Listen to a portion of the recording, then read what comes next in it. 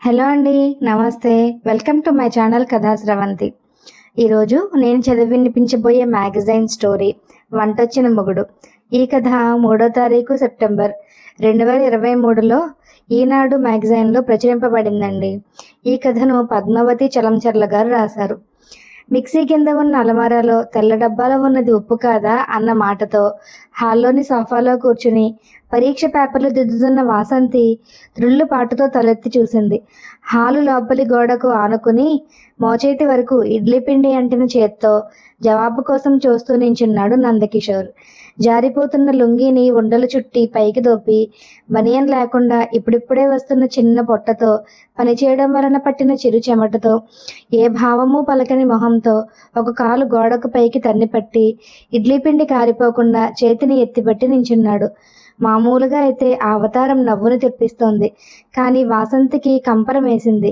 కొంత అయోమయంతో, కొంత భయంతో, కొంత చిరాకుతో. కాదు అని ఏం చేశావు అని అడిగింది. ఎదురుగా కూర్చున్న ట్యూషన్ పిల్లలు నవ్వు మొహంతో, ఉత్సాహంతో చూస్తున్నారు అతని వైపు. ఏం చెయ్యలేదులే, నువ్వు అంతలా ఇదైపోకు. ఉప్పేమో అనుకుని ఇడ్లీ పిండిలో వేశా.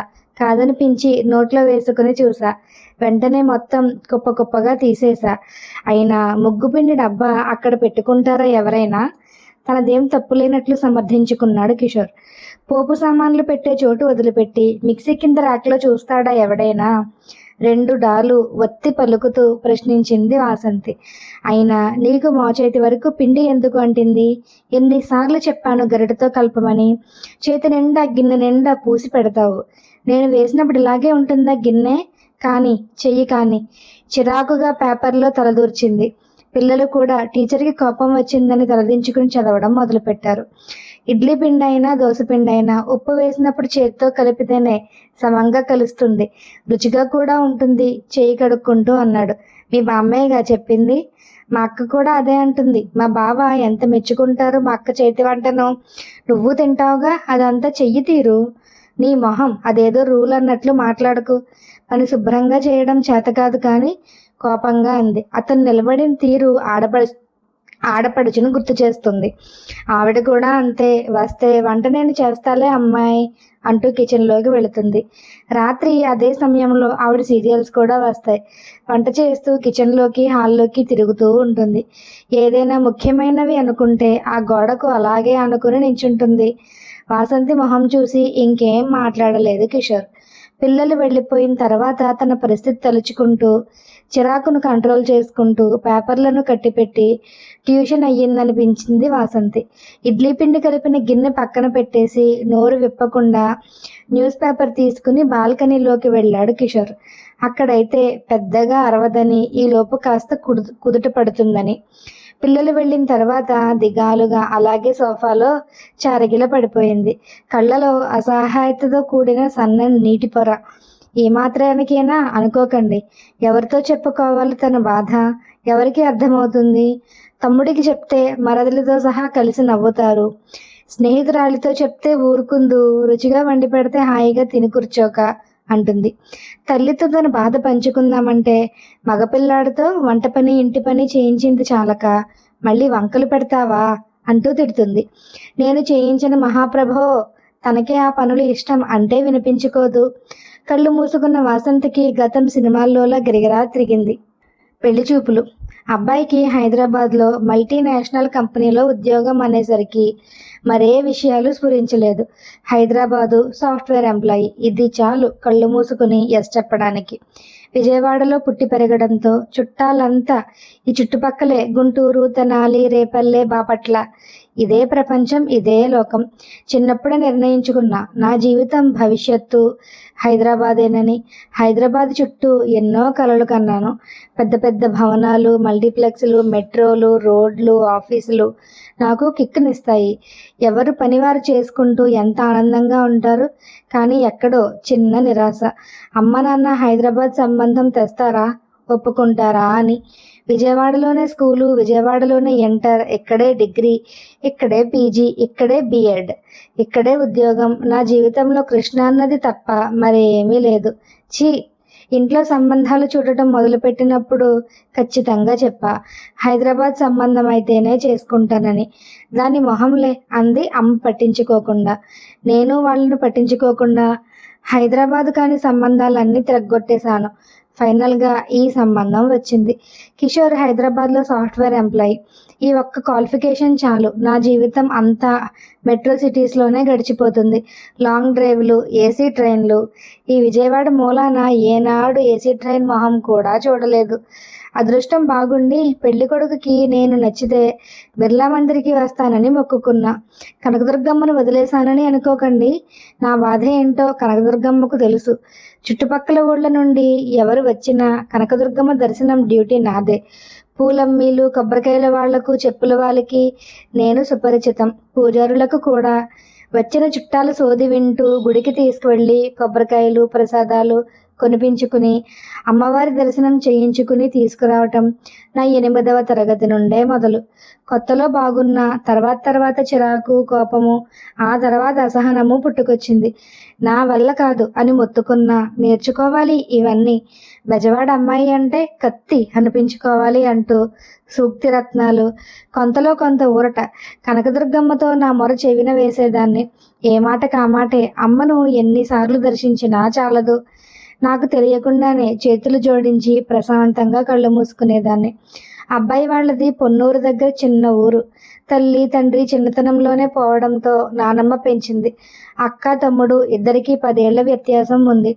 బావగారికి రైల్వేస్లో ఉద్యోగం. మనవడు ఎక్కడ కాలేజీలో చేరితే తను అక్కడికి వెళ్ళి ఉంటూ చదివించుకుంటుందిట నాన్నమ్మ. హైదరాబాద్లో ఉద్యోగంలో చేరితే కూడా తను వదలలేదుట. ఇంతకాలం కూడా ఉండి జాగ్రత్తగా చూసుకుందిట. పెళ్ళైతే ప్రశాంతంగా ఊపిరి పీల్చుకుంటుందిట. ఇక్కడి వాళ్లే కాబట్టి అమ్మ నాన్నలు ఇష్టపడ్డారు. హైదరాబాద్ సాఫ్ట్వేర్ ఎంప్లాయీ కాబట్టి నాకు అంగీకారమే. దుర్గమ్మ తల్లి నా మొర ఆలకించింది. నాకు నేను ముందే చెప్పుకున్నా, అబ్బాయి ఎలా ఉన్నా సర్దుకుపోవాలని. అవ్వ కావాలి, బువ్వ కావాలి అంటే కుదరదు కదా. నిశ్చయించుకున్న పెళ్లికి చూడటం ఎందుకులే అని పెళ్లి చూపుల తంతును నేను పెద్దగా పట్టించుకోలేదు. నా బుర్ర నిండా మెట్రో ట్రైన్లు, మల్టీప్లెక్స్లే తిరుగాడుతున్నాయి. నిశ్చితార్థంలో చూశాను. సంతోషం ఉప్పొంగింది.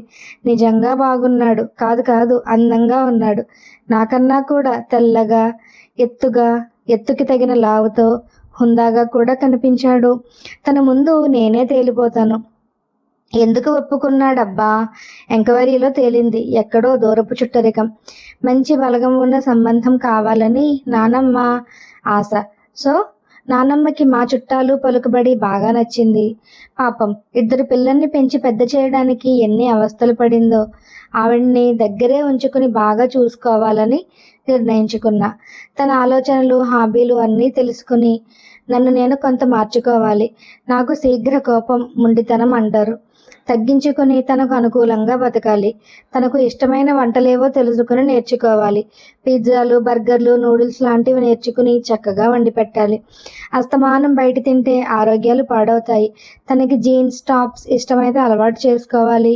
ఇప్పుడు వేసుకోవచ్చు, కానీ ఈ విజయవాడకి, మా చుట్టాల లెవెల్కి ఈ డ్రెస్సులు చాలే అని నేనే వేసుకోను.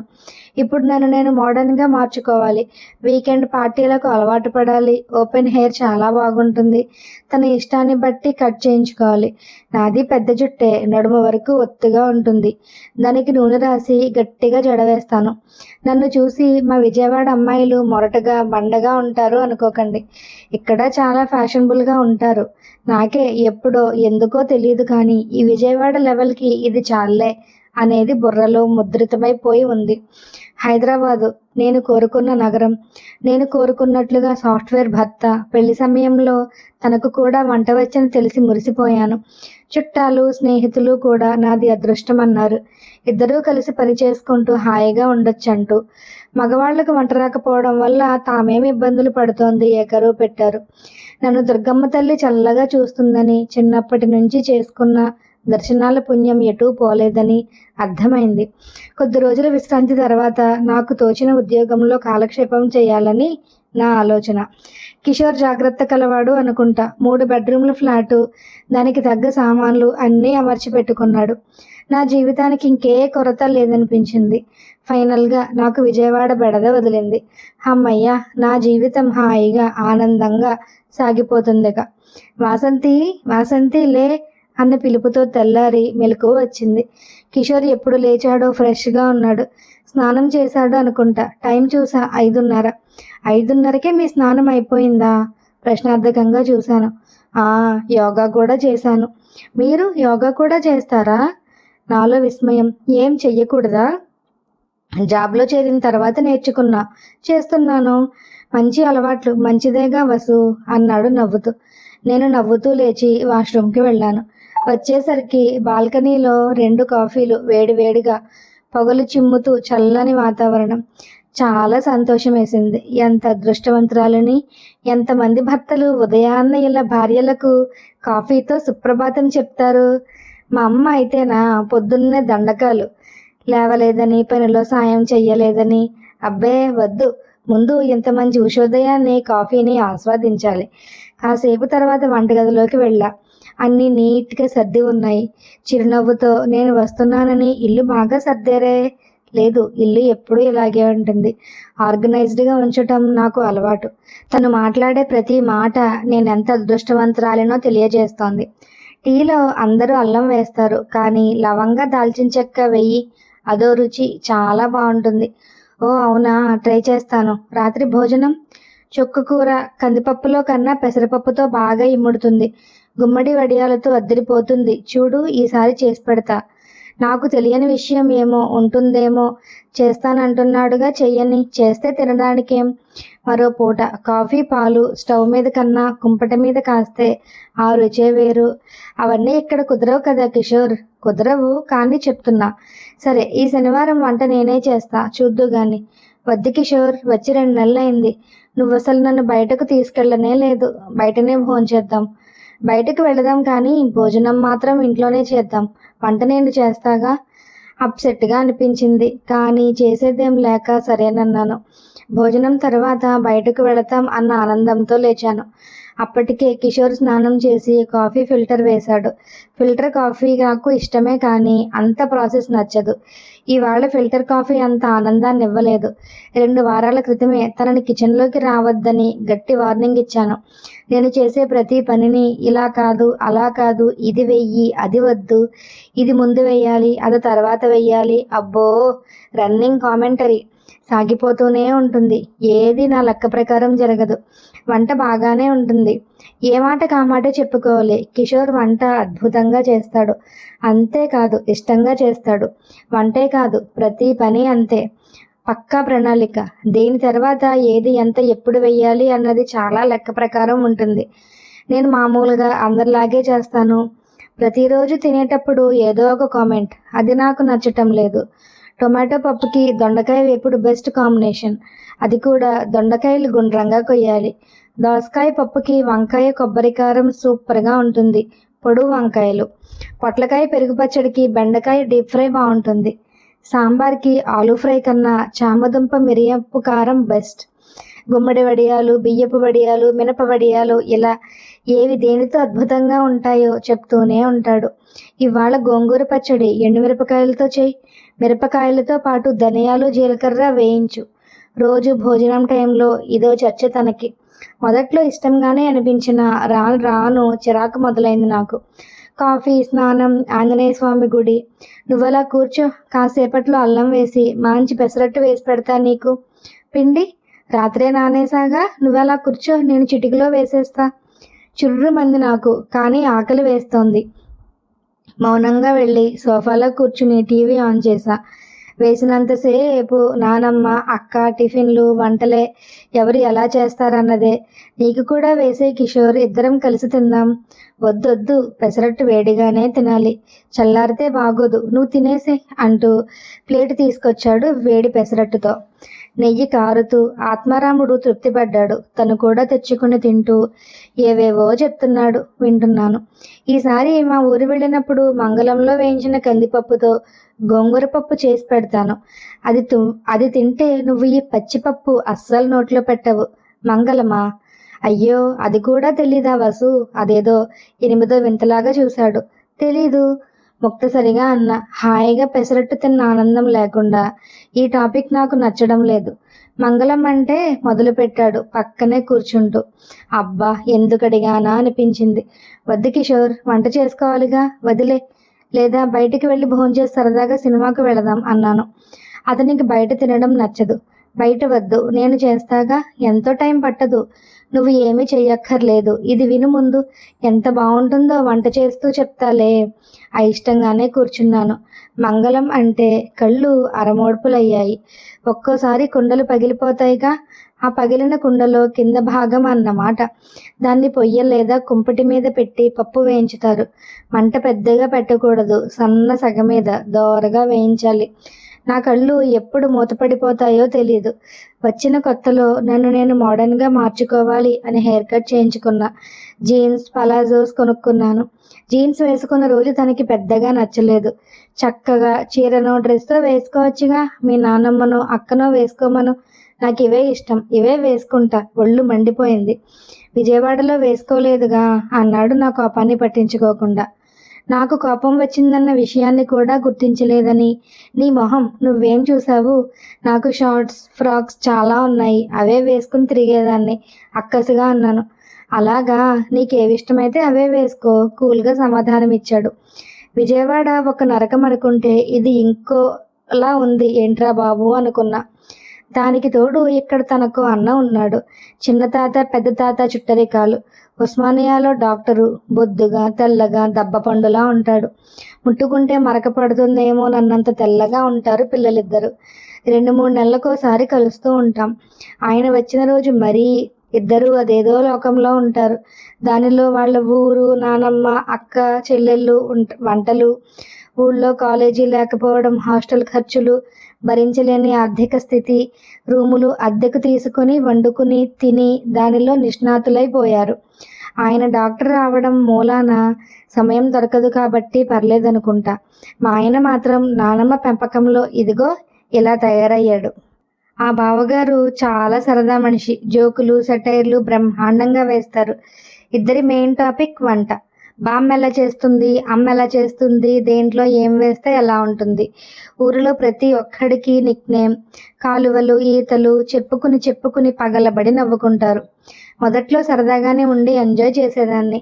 ఇప్పుడది హద్దులు దాటి చిరాకు వచ్చింది. ఎన్నోసార్లు వార్నింగ్ ఇచ్చాను, వంటగది వైపు రావద్దని, వంట గురించి మాట్లాడవద్దని, వంకలు పెట్టవద్దని. కొంత కంట్రోల్లోకి వచ్చాడు. ఆ చెయ్యి ఎత్తిపట్టి గోడకు ఆనుకున్న తీరు గుర్తొచ్చి ఒళ్ళు మండిపోతోంది. బాల్కనీలోకి వెళ్ళి చూసా. బిక్కమొహంతో పేపర్ చూస్తున్నాడు. తిరిగి వచ్చి సోఫాలో కూర్చున్నా. కళ్ళు మూసుకున్నా. ఎందుకు నాకు ఈ అసహనం? ఏం తక్కువైంది నాకు? ఏమిటి తనతో ప్రాబ్లం? తాగుతాడా? లేదు. పబ్బులు పార్టీలు అంటూ తిరుగుతాడా? లేదు. ఆఫీస్ పని అంటూ నన్ను పట్టించుకోకుండా ఉంటాడా? లేదు.